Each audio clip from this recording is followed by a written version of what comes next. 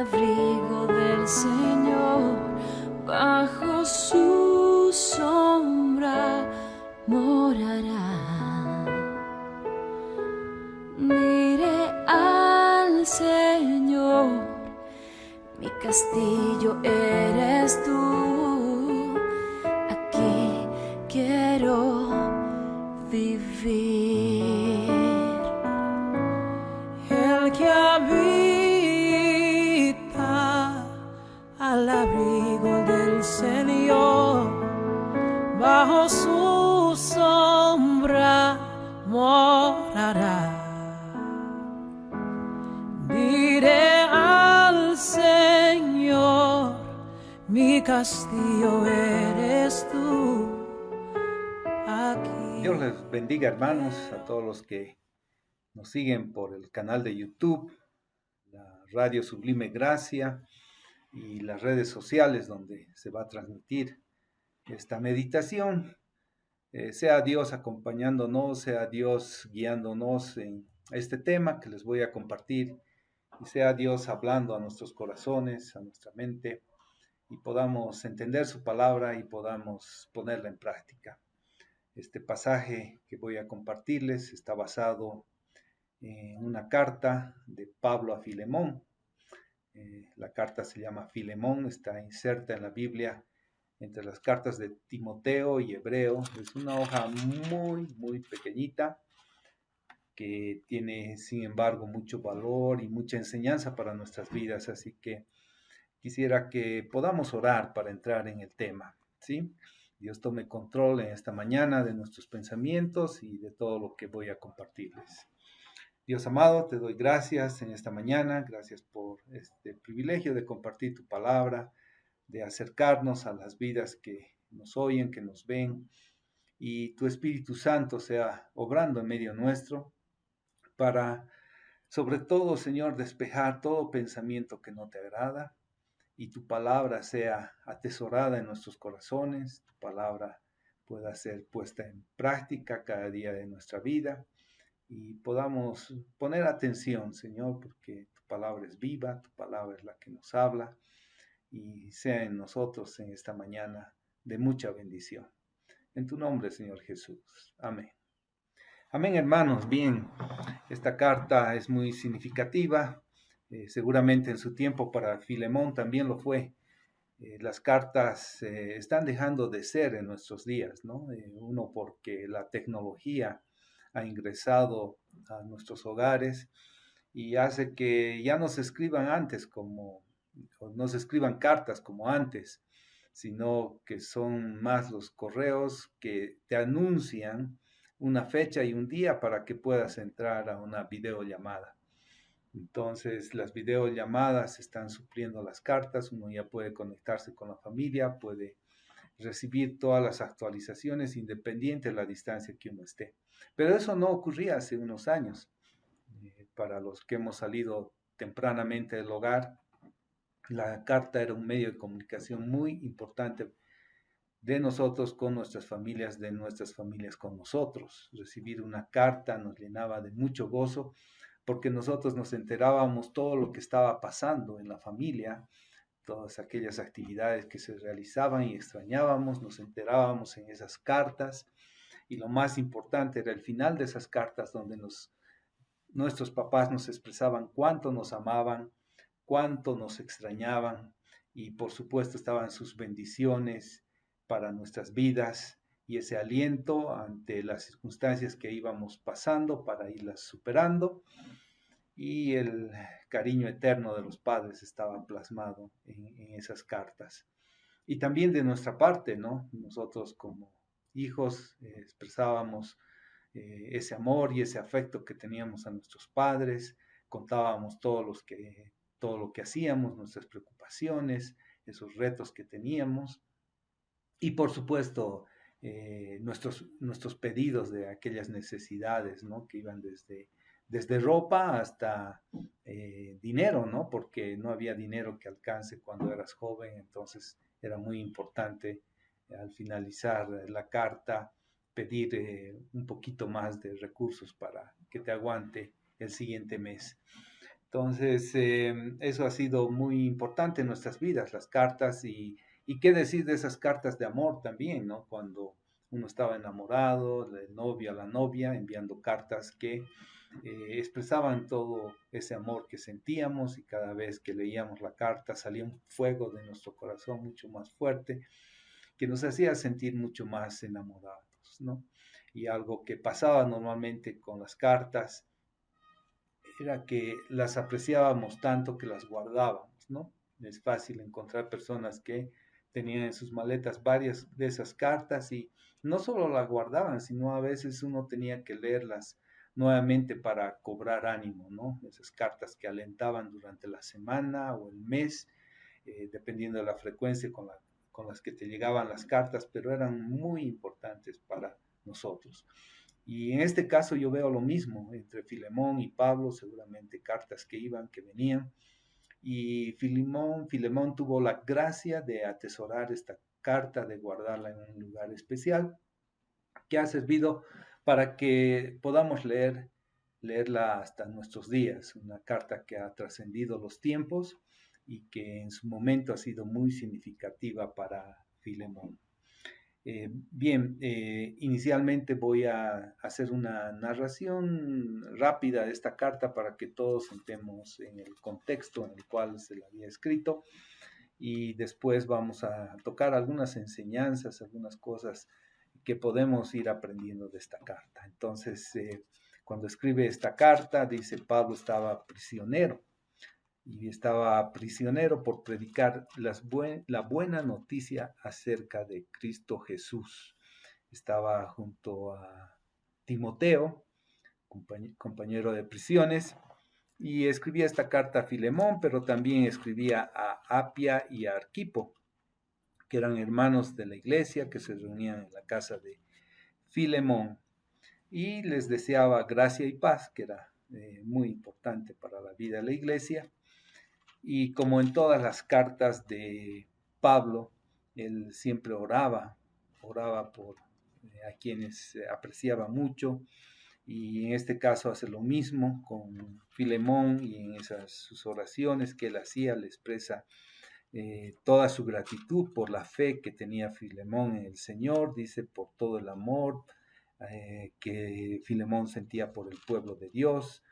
También veía que ese amor había dado mucha alegría y consuelo, porque esa bondad que expresaba Filemón reanimaba, dice, al corazón del pueblo de Dios. Y por esas razones, Pablo se atreve a pedirle un favor a Filemón, ¿no? Un favor en el cual le suplicaba que pueda recibir a Onésimo. Onésimo, a quien Pablo aquí en esta carta dice que lo veía como su hijo, ¿no? Su hijo espiritual, en ese sentido está hablando de su hijo. Pablo se veía como su padre, y le dice en ese sentido que lo reciba, ¿no? A Onésimo, quien obviamente en el pasado había estado viviendo con Filemón, pero aquí dice que no le fue de mucha ayuda, ¿no?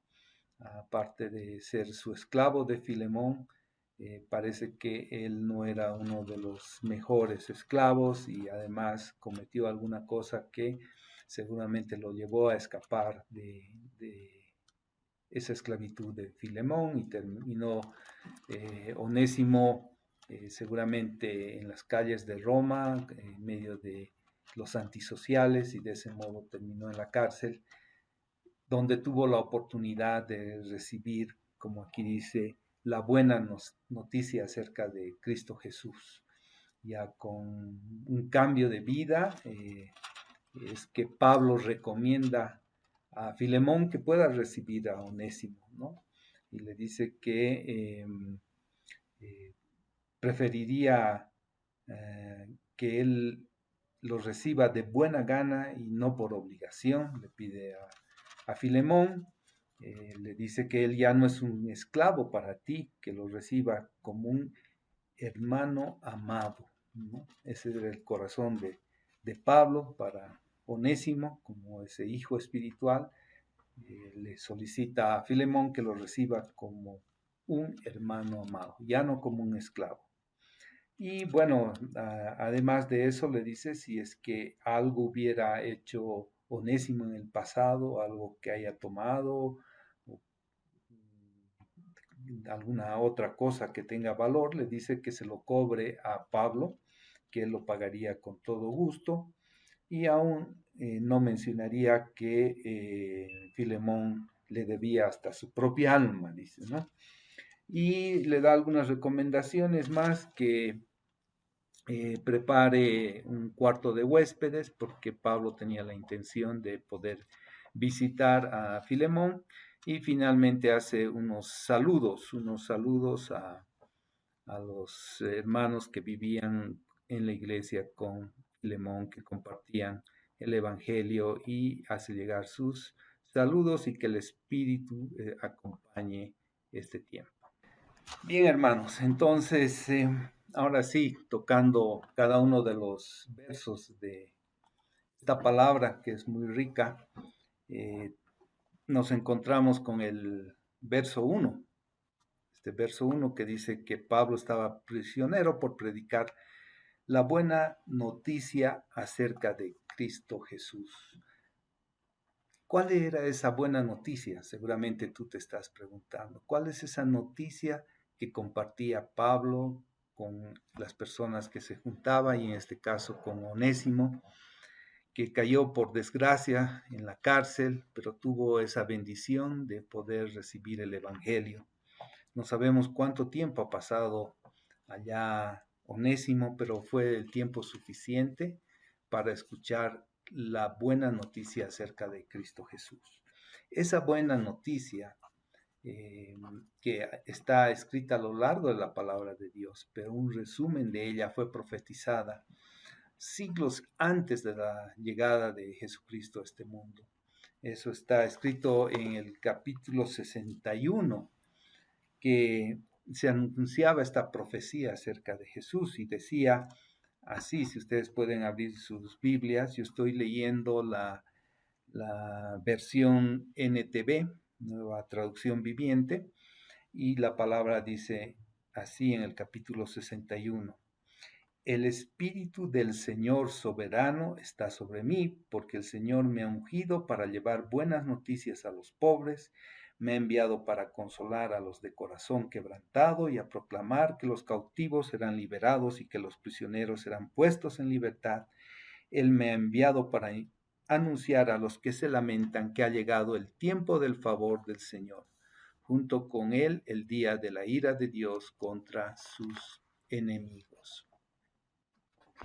En ese tiempo todos esperaban al Mesías. Esa era la expectativa que tenía el pueblo de Israel.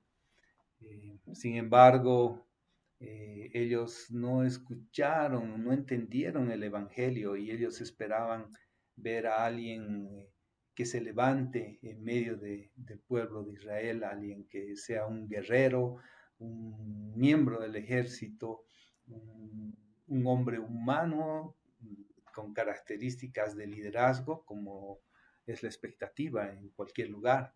Pero aquí la palabra nos está diciendo que ese Mesías que vendría con la unción del Espíritu del Padre para predicar las buenas nuevas a los abatidos, a vendar a los quebrantados de corazón, a publicar libertad a los cautivos y a los presos, aperturas de las cárceles. La gracia del Señor iba a llegar, era la profecía, en palabras resumidas para los que hemos escuchado del Evangelio. La salvación había llegado para el pueblo de Israel. El Salvador que estaban esperando había llegado. Pero sin embargo, como la palabra dice, a los suyos vino y los suyos no lo reconocieron, lo rechazaron. Y es más, terminaron el pueblo judío crucificando a Jesucristo, ¿no? Porque su expectativa era ver a un hombre humano, no a un hombre que era Dios mismo, que se había encarnado en medio de nosotros.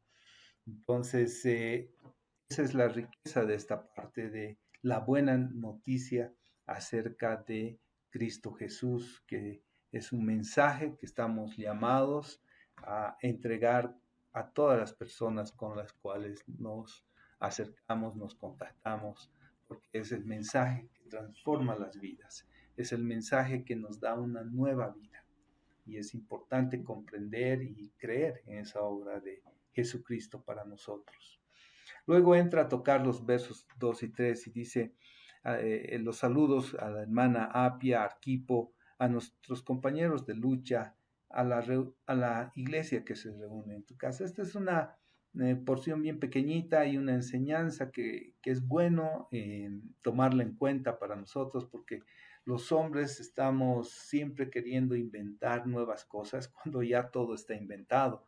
Por ejemplo, en la iglesia es muy común darle diferentes nombres a los grupos pequeños que se reúnen en las casas. Les llamamos células, les llamamos grupos familiares, les llamamos grupos pequeños, pero no hay nada que inventar, hermanos. La iglesia en tu casa. Entonces, si tú, hermano, abres tu corazón y abres la puerta de tu casa para recibir hermanos, es la iglesia en tu casa. Si por algún motivo no tienes todavía la oportunidad de recibir hermanos, pero está en tu corazón compartir la palabra con la familia, con tu esposa, con tus hijos, es la iglesia en tu casa. Entonces no hay para qué inventar nombres, es la iglesia en tu casa. Y creo que en este tiempo de pandemia hemos valorado todos la iglesia en nuestras casas, ¿no? Es muy lindo compartir la palabra en la familia con aquellos que pueden llegar a tu casa. Así que si tienes la oportunidad de recibir en tu casa, hermanos, yo te aliento, es una bendición, es la iglesia en tu casa. Continuando con otros puntos de enseñanza, aquí en la palabra dice los versos 4 al 7, Filemón siempre, Filemón, ¿no? Pablo le dice a Filemón, siempre te doy gracias a mi Dios cuando oro por ti, porque sigo oyendo de tu fe en el Señor Jesús y de tu amor por todo el pueblo de Dios. Pido a Dios que pongas en práctica la generosidad que proviene de tu fe a medida que comprendes y vives todo lo bueno que tenemos en Cristo. Hermano, tu amor me ha dado mucha alegría y consuelo porque muchas veces tu bondad reanimó al corazón del pueblo de Dios. Hermanos, Dios nos ayude a tener esos ojos de Pablo para destacar aquellos hermanos dentro de la iglesia, dentro de la comunión de la iglesia, que no son unos grandes letrados en la Biblia, tal vez no tienen la memorización de todos los versos que uno quisiera que tengan, tal vez no tienen esa labia para poder expresar lo que van aprendiendo, lo que van leyendo a través de la palabra de Dios, pero podamos destacar su fe, así como aquí Pablo destaca la fe de Filemón, podamos destacar la fe de los hermanos, podamos destacar esas expresiones de amor, esa su bondad, porque como aquí dice, eso reanima el corazón del pueblo de Dios. Esa bondad y generosidad que son el fruto de nuestra fe deben ser visibles, y cuando es visible nosotros debemos tener esa capacidad y esos ojos de destacar, porque podemos ser muy conocedores de la palabra, muy memoriones, pero miren el efecto que tiene compartir el pan con el que tiene necesidad o estar al lado del hermano que sufre. Eso impacta la vida de las personas mucho más que 1000 palabras, que cientos de palabras que a veces pueden estar simplemente llenas de conocimiento, pero sin vida. Es algo muy importante de aprender de Pablo, en esa sencillez de su corazón, cómo veía esas cosas que se destacaban en medio de la iglesia. El verso 8 y 9 también nos deja otra enseñanza. Dice, por esta razón me atrevo a pedirte un favor. Podría exigírtelo en el nombre de Cristo, porque es correcto que lo hagas, pero por amor prefiero simplemente pedirte el favor. Toma esto como una petición mía, de Pablo, un hombre viejo y ahora también preso por la causa de Cristo Jesús. Hermanos, esto es un aspecto que debemos aprender todos, a ser respetuosos y agradecidos con las personas con las que trabajamos en la iglesia, con las personas con las cuales nos vinculamos en la iglesia, porque ni la antigüedad que tenemos como miembros ni la jerarquía nos obliga a imponer o exigir, sino por amor a los hermanos, así como Pablo hacía, poner siempre en consideración de mi hermano, poner siempre eh, una solicitud de favor hacia mi hermano, nunca imponer. Lindo ese corazón de Pablo, nunca imponer. Aún esto se puede traspolar de la iglesia a nuestras familias, no porque tú seas el jefe de familia, vas a estar imponiendo sobre tu esposa, sobre tus hijos, solamente tus ideas o lo que tú quieres hacer. Es bueno siempre considerar a tu esposa, a tu esposo, a tus hijos, de tal manera de solicitar un favor, un favor. A veces nosotros somos muy impetuosos, muy imperativos, y eso hace que se rompan las relaciones familiares. Por eso, este consejo que se ve aquí en la palabra, que es aplicable en la iglesia, en nuestras familias, de tener ese corazón agradecido por las personas, un corazón de favor hacia las personas, es muy importante para nuestra vida en la iglesia. Y los versos 10 al 12, que básicamente son como el corazón de este pasaje, nos muestra esa súplica que hace, en este caso, Pablo a Filemón para que pueda recibir a Onésimo, ¿no? Y le dice, te suplico que le muestres bondad a mi hijo Onésimo. Me convertí en su padre en la fe mientras yo estaba aquí en la cárcel. Onésimo no fue de mucha ayuda para ti en el pasado, pero ahora nos es muy útil a los dos. Te lo envío de vuelta y con él va mi propio corazón. Qué interesante, hermanos. Qué interesante, porque esto nos deja una enseñanza muy profunda, que es la que vamos a compartir. Entonces, en este pasaje, lo primero rescatable y que tiene que ser una enseñanza para nosotros y algo que podemos poner en práctica, es que todos podamos tener ese corazón o anhelar tener ese corazón de padre que expresa aquí Pablo, para aquellos que están en la iglesia, para aquellos a quienes tú discipulas, para aquellos con quienes tenemos una relación en la iglesia. A veces llega gente desconocida a la iglesia, pero tener ese corazón de padres, ¿no? Es tan lindo. Pablo nos decía en el capítulo 12, no, en el capítulo 2 de Primera Tesalonicenses, voy a buscárselos en la palabra, pero tenía un corazón de nodriza, dice la palabra en Primera Tesalonicenses. Pablo tenía ese corazón dispuesto a amar a las personas de una manera tan especial. Entonces, él mismo dice aquí en esta porción que se los voy a leer, dice así, en la segunda parte del verso 7 del capítulo 2 de Primera Tesalonicenses, dice, fuimos como una madre que alimenta y cuida a sus propios hijos. Los amamos tanto que no solo les presentamos la buena noticia de Dios, sino que también les abrimos nuestra propia vida. ¿Cuántos desearíamos tener ese corazón de Pablo, ¿no? Ese corazón que no solo estaba enseñando la palabra, la buena noticia de Jesucristo, que no solo estaba haciendo de padre, sino que realmente iba mucho más allá, velando por esos hijos espirituales, velando por el futuro de esos hijos espirituales. Entonces, es algo que nosotros deberíamos anhelar en la iglesia, tener ese corazón de padres con todos aquellos que nos relacionamos. Pero ¿quién era Onésimo? Seguramente se están preguntando Y Onésimo no era el que está después del décimo o antes del duodécimo, ¿no? Sino Onésimo era un esclavo de Filemón, narra la palabra, y Filemón era uno de los 70 discípulos que Jesús había escogido para compartir la palabra y la predicación del Evangelio.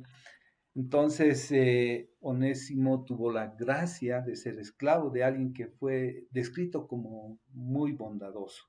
Así que imagínense, seguramente Onésimo no era tratado como muchos esclavos de los terratenientes, sino había algo más de misericordia. Pero en todo caso, Onésimo era un esclavo nomás de la época.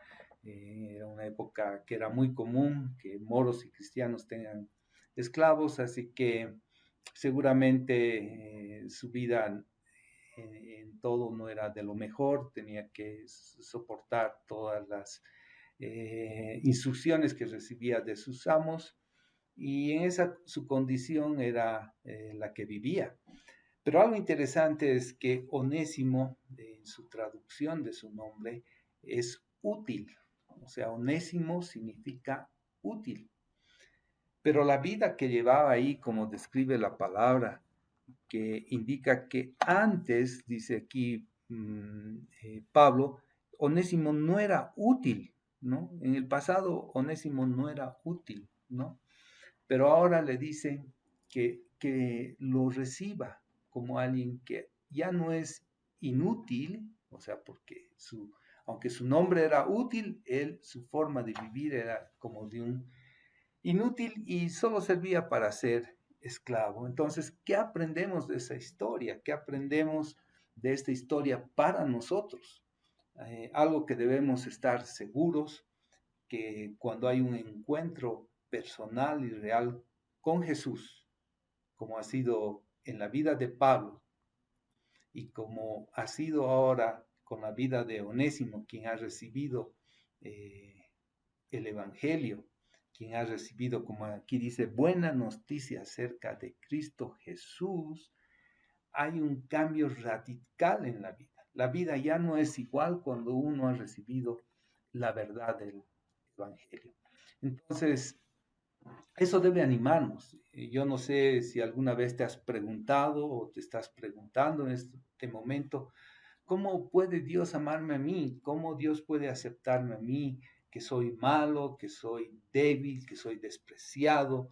¿Cómo Dios puede usarme? Yo que soy, no solo que soy, sino que me veo a mí inútil. Y más aún en nuestra cultura, en Bolivia, hermanos, porque desde que crecemos, y creo que todos hemos pasado la enseñanza de colegio, en la materia de estudios sociales, que se estudia mucho de la geografía de nuestro país, nos mostraban un país tremendamente grande y cuando uno empieza a leer y a recibir la historia de nuestro país, resulta que hemos perdido todas las guerras en las cuales hemos estado. Y eso ha significado que nos recorten el país porque todos se llevaron un poquito de tierra. O cuando hablamos de deporte, ¿no? Bolivia son pocas oportunidades, lo que más se recuerda es un campeonato del 63, donde Bolivia salió campeón aquí local, pero el resto de la historia son puras derrotas, y entonces las generaciones van creciendo de derrota en derrota, y entonces se forma un concepto en nuestra mente de que somos inútiles, ¿no? Y entonces esos inútiles, cuando llegan a esos puestos de ya como profesionales, cuando llegan a esos puestos en las instituciones públicas o en las privadas, se manifiesta la corrupción y la inmoralidad, ¿no? Porque, bueno, es una forma de cubrir esa inutilidad, ¿no? Y peor de eso se hace evidente cuando no conoces a Cristo, ¿no? Eso es mucho mayor, porque cuando tienes a Cristo hay esperanza y hay una transformación de tu vida y te das cuenta que si tú eras inútil, Dios te hace muy útil, muy útil. Pero ¿qué de los que no tienen esperanza, ¿no? Caen siempre en manos del lazo y la tentación del diablo. Porque en realidad, sin conocer la buena noticia de Cristo Jesús, hermanos, estamos nomás llevados a ser tentados, a caer en pecado, a ser esclavos del pecado. Y cuando somos esclavos del pecado, pues estamos bajo ese mandato que tiene el diablo sobre las vidas. Es un amo, ¿no?, que gobierna las vidas, pero es un amo malo, un amo que solo busca la destrucción de tu vida, la división, que busca hacerte tropezar, que te zarandea para que tú caigas, para que tú blasfemes el nombre de Jesucristo. Eso es lo que intenta el diablo. Ese es el tipo de amo que teníamos en nuestra vida y que estaba gobernando, que buscaba siempre hacernos pisar el palito y, y hacernos creer en nuestra mente que éramos inútiles. Bien, sigamos, hermanos. Verso 13 dice: quería retenerlo aquí conmigo, habla de Onésimo. Pablo quería retenerlo mientras estoy en cadenas por predicar la buena noticia, y él me hubiera ayudado de tu parte, pero no quise hacer nada sin tu consentimiento. Preferí que ayudaras de buena gana y no por obligación. Parece que perdiste a Onésimo por un corto tiempo, para que ahora pudieras tenerlo de regreso para siempre. Él ya no es como un esclavo para ti. Él, más que un esclavo, es un hermano amado, especialmente para mí. Ahora será de más valor para ti como persona y como hermano en el Señor. Qué riqueza, hermanos, qué riqueza en este pasaje, cómo esa solicitud de Pablo a Filemón, esa insistencia de que pueda ser recibido eh, con un corazón grato, con un corazón bondadoso, alguien que probablemente en el pasado seguramente le hizo mucho daño a Onésimo. No sabemos con exactitud qué es lo que había pasado, pero cuando veo la historia de este Onésimo, soy alentado, hermano, soy alentado, y yo quiero que tú también, que estás viendo, que estás oyendo, seas alentado con esta palabra. Lo primero que podemos analizar en esta porción que estamos leyendo en este momento es que al llegar el Evangelio en su vida, produce una restauración completa en Onésimo, ¿no? Ya no es el esclavo, sino es el hermano amado. Restaura su dignidad. Somos restaurados en nuestra dignidad cuando recibimos a Cristo. Tenemos un valor preciado, así como el valor ahora que tenía Onésimo de ya no ser ese esclavo. Ahora su identidad estaba en Cristo Jesús. El no saber cuál es la identidad nuestra cuando no conocemos a Cristo es demasiado peligroso, hermanos. Muchos en el mundo tienen efectos devastadores cuando saben que se sienten inútiles, ¿no? ¿Cuántas personas en el mundo se sienten inútiles en este tiempo? Y más aún cuando no hablas idiomas, más aún cuando no conoces de la tecnología, más aún cuando no has viajado de nación a otra nación. Entonces, cada vez todas esas cosas que están globalizadas te hacen sentir mucho más inútil. Pero otra cosa, hermanos, es pasar de ser esclavo a ser un siervo amado. Dios ha usado a un hombre pecador como Pablo, ha usado a un hombre como Onésimo, para que puedan ser útiles, ¿no? Pasar de esa inutilidad a ser útiles, con un pasado de esclavitud y un concepto que ha sido formado por la vida, de ser inútiles a ser ahora útiles. Qué lindo, hermanos, eso que nos deja el Evangelio, de esa transformación de nuestra vida, eso que el diablo mete en tu cabeza y te quiere hacer ver como inútil. Y en este pasaje vemos un pequeño ejemplo de lo que Dios es capaz de hacer con nuestras vidas, ¿no? Él salva, sí, es nuestro Salvador. Él nos restaura, Él nos usa como un instrumento útil para su obra. Si lo hizo con Pablo, si lo hizo con Onésimo, si lo ha hecho con Iván, también puede hacerlo contigo. Amable oyente, amigos, puede hacerlo contigo, pero es necesario que conozcas la buena noticia de Cristo Jesús. Esa buena noticia, Él ha limpiado lo que nos hacía inaceptables delante de Dios. Todo aquello que nos hacía ver inútiles delante de Dios, Él nos ha lavado por medio de su sangre y somos aceptados y útiles ahora. Eso es hermoso, útiles para la gloria de Dios. Sigamos, el verso 17 y 19 dice, verso 17, así que, si me consideras tu compañero, recíbelo a él como me recibirías a mí. Si te perjudicó en alguna manera o te debe algo, cóbramelo a mí. Yo, Pablo, escribo esto con mi propia mano. Yo te lo pagaré y no mencionaré que tú me debes tu propia alma. Finalmente, Pablo nos muestra nuevamente aquí su corazón al pedirle a Filemón que reciba a Onésimo, y si había alguna deuda, dice, él se la pagaría. Tal vez antes de salir, antes de escapar, Onésimo había tomado dinero o alguna cosa, pero seguramente eso le confesó a Pablo, y aquí le dice, si él te debe algo, yo te lo voy a pagar, ¿no? Yo te lo voy a pagar.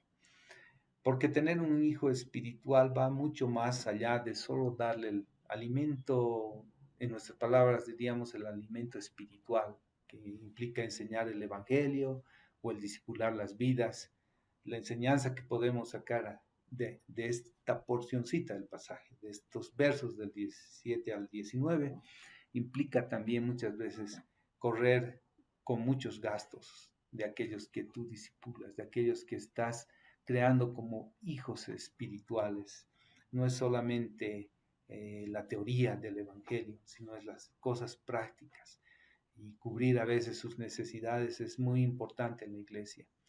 Y eso no es un gasto, hermanos, es una inversión para la vida eterna. Y finalmente, cerrando todo esto que hemos compartido hoy, nos queda esa porción central, que cuando el evangelio llega a nuestras vidas, Dios transforma nuestras vidas, y de nuestra inutilidad Dios transforma en utilidad, y podemos ser siervos útiles para la obra del Señor en esta tierra mientras vivamos y hasta que el Señor venga. Oremos, oremos, hermanos. Amén. Dios, te damos gracias. Gracias, Señor, porque hemos tenido esa oportunidad de conocerte. Hemos tenido esa oportunidad en la cual, cuando estábamos muertos en nuestros delitos y pecados, tú nos has dado vida, Señor. Y nos has dado vida, vida eterna, Señor. Tú has cambiado nuestra inutilidad por utilidad, Señor. Y ahora, Señor, en esa utilidad te pedimos que nos uses para seguir expandiendo tu evangelio, para seguir dando a conocer tu verdad a aquellos que todavía están con los ojos vendados, con los ojos enceguecidos, con los oídos sordos, Señor. Nos ayudes a entregar la verdad de tu evangelio para que esas vidas también sean transformadas. Te damos gracias, Padre, en el nombre poderoso de Jesús. Amén. Amén. Gracias, hermanos. Dios les bendiga. Ha sido muy lindo compartir la palabra y nos estaremos viendo pronto. Bendiciones.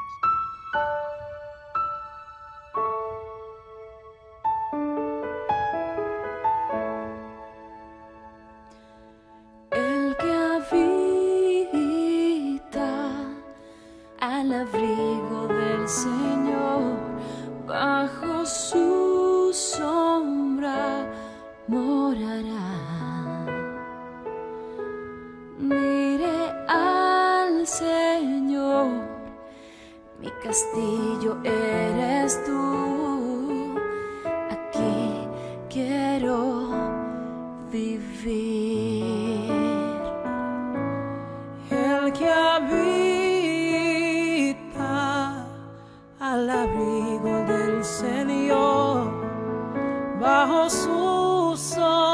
sombra morará. Diré al Señor, mi castillo eres tú. Aquí quiero vivir.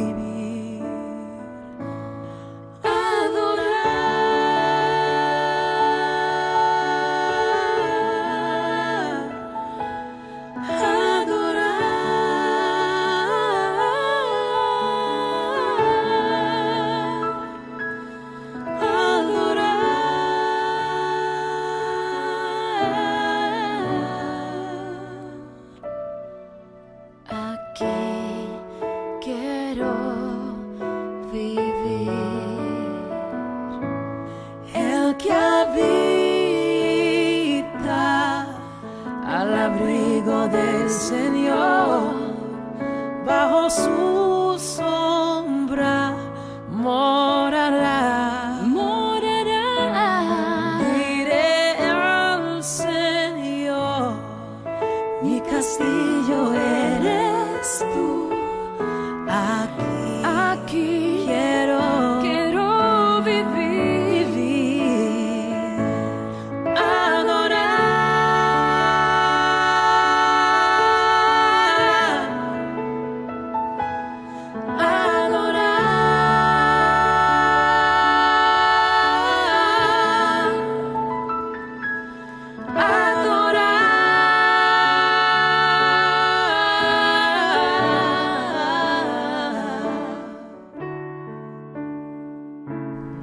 Esperamos que el mensaje de hoy haya sido de bendición para tu vida. Si necesitas consejería o apoyo en oración, por favor no dudes en contactarte. Escríbenos a los siguientes números de WhatsApp. En la Ciudad del Alto, al número 719-05-791. 719-05-791. En la zona central, al número 732-11-354. 732-11-354. En la zona sur, al número 656-5973. 656-5973. Que Dios te bendiga.